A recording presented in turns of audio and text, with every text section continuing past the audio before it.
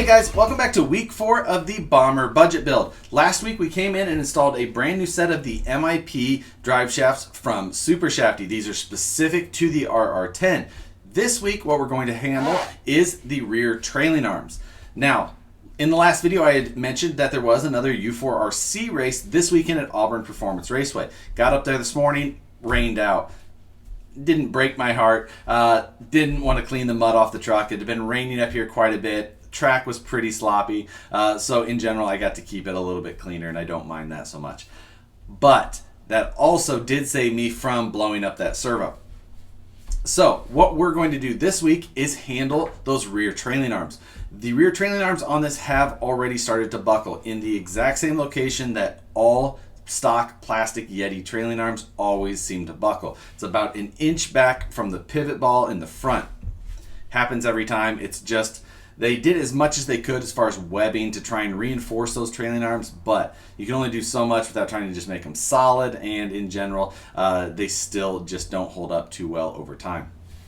Now, we're going to use the Vanquish one-piece trailing arms. Now, the one piece refers to the rod ends being milled into the design of the link. Now, the pivot ball is still separate, and it is not pressed in like the cheaper Chinese style versions of links that you'll find on a lot of the overseas type sites. These actually use a Revo ball end that goes into the race, and then there's a capture piece that comes on to create the full race. There's also a set screw on the link to help adjust the tension so that if anything starts to wear in over time, you can slightly adjust that tension and make sure that your trailing arms stay nice and stable.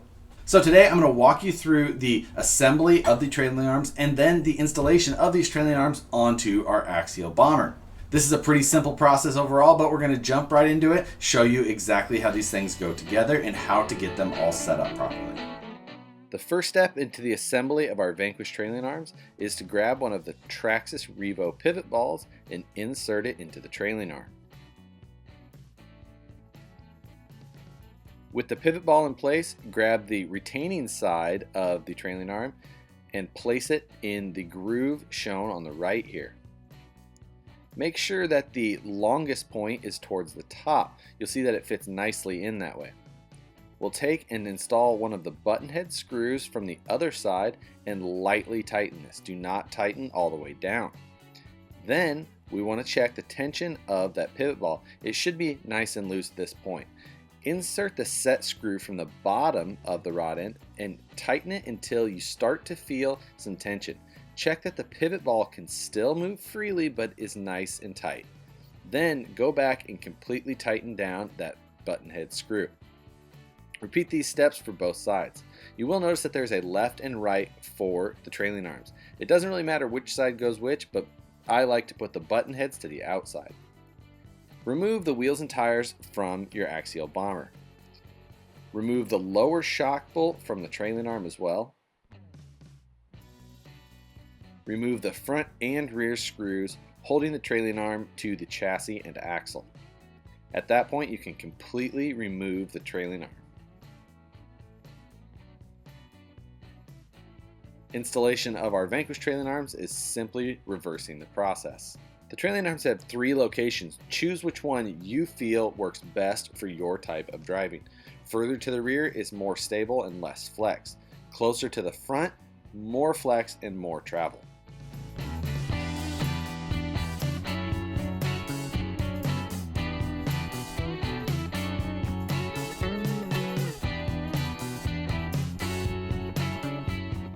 Reinstall the wheels and tires, and that will conclude the installation.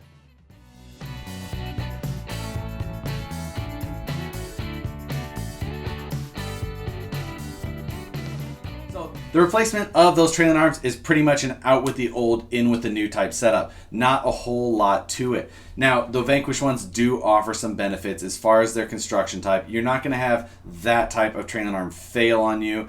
Even if something was to happen with the backing plate or fall out or something like that, you're not going to be left stranded because it's still going to hold its location. When you are shopping for trailing arms, make sure you pay attention to the construction style and things like that. typical rod ends like we have up front, as long as they're a good solid rod end like a Revo type rod end, they'll hold up pretty well. They can break, it is possible, but they're at least a solid rod end. Try and stay away from the ones that are a pressed in bushing on the end, because those, once anything happens to those, you're out of luck. Also stay away from things like carbon fiber on that type of trailing arm. It's just not a material that's going to be optimum for banging on the rocks for something like we're going to use a bomber for. Just one more thing to pay attention to when you're out shopping for your upgrades for this car. So this week we're going to keep it pretty short and sweet. I'll try and throw in a little bit of footage from when I took this thing Ultra 4 racing the first time, just to try and throw in a little bit of extra to keep this video interesting. I am going to try and take it and bash it as hard as I can the next day or two without completely tearing out that servo just yet. I'd really like to extend it one more week if possible, but we'll see if I can do that or not.